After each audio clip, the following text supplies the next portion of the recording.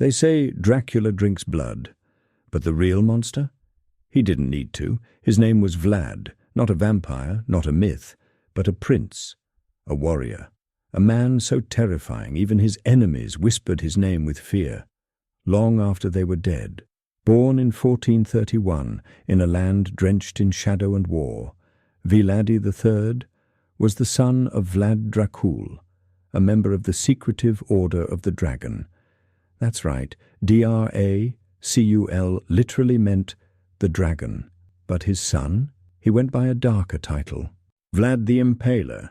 Raised in the blood-soaked borderlands of Wallachia, modern-day Romania, Vlad didn't grow up with lullabies or love. He grew up with betrayal. At just 11 years old, he and his brother were taken as hostages by the Ottoman Empire, a political move designed to keep his father loyal. Instead, it left young Vlad with a heart full of hate. For years he lived in the enemy's court, learning their ways, watching their punishments, and dreaming of one thing: revenge. When he finally returned to Wallachia, it wasn't to reclaim a throne. It was to build a legacy of fear.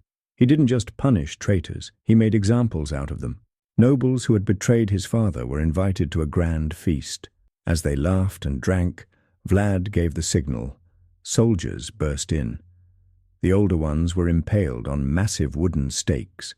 The younger were forced to march barefoot in winter, building Vlad's mountain fortress until they dropped dead. Impalement wasn't just execution. It was a statement. Victims were skewered alive on long wooden stakes, left writhing in agony for hours, even days. It was horrifying, cruel, and for Vlad, effective, because people stopped rebelling. He ruled through terror, and Wallachia, once divided by corruption and betrayal, began to stabilize. Crime dropped to almost zero. Merchants felt safe, but it came at a price. A German ambassador once visited Vlad and complained about the brutal punishments. Days later, he found his hat nailed to his skull.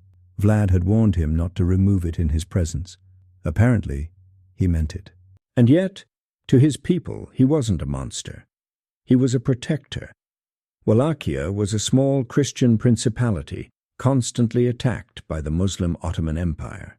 While other leaders bowed or paid tribute, Vlad stood his ground. When Sultan Mehmed II, the man who conquered Constantinople, sent envoys demanding Vlad's loyalty, Vlad had them impaled too.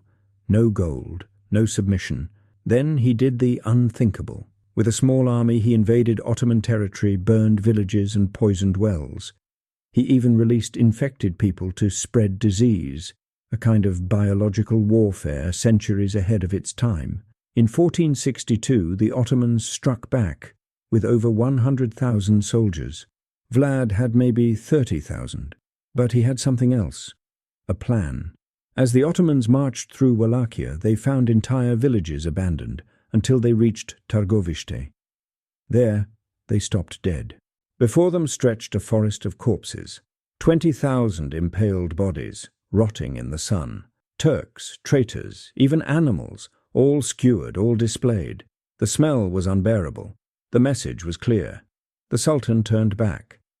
But power, as always, breeds enemies. Vlad's own brother, Radu, now aligned with the Ottomans, took his throne. Vlad fled to Hungary, where he was imprisoned for over a decade. While in captivity, his legend grew. Stories of his cruelty and his brilliance spread across Europe. Some saw him as a madman. Others saw him as the last defender against the Turkish tide. When he was finally released, he returned one last time to reclaim his rule. But his story ends as violently as it lived. In 1476, Vlad was ambushed, outnumbered, betrayed. His body was found hacked to pieces. His head was sent to the Sultan, a gruesome trophy of revenge. But his legend, that was just beginning. Hundreds of years later, Bram Stoker would write Dracula, inspired by old tales of Vlad's cruelty and bloodlust. But the truth is even darker, because while Dracula is fiction, Vlad was real. He didn't turn into a bat. He didn't sleep in coffins. But he fed off fear, ruled with iron and blood, and left a trail of horror so deep it twisted into myth. Some say he was a psychopath. Others say he was a necessary evil, a tyrant born in a time of chaos, doing what no one else dared to do. But one question still haunts the ages. Was Vlad the Impaler a savior of his people, or the real monster behind the legend of Dracula? What do you believe?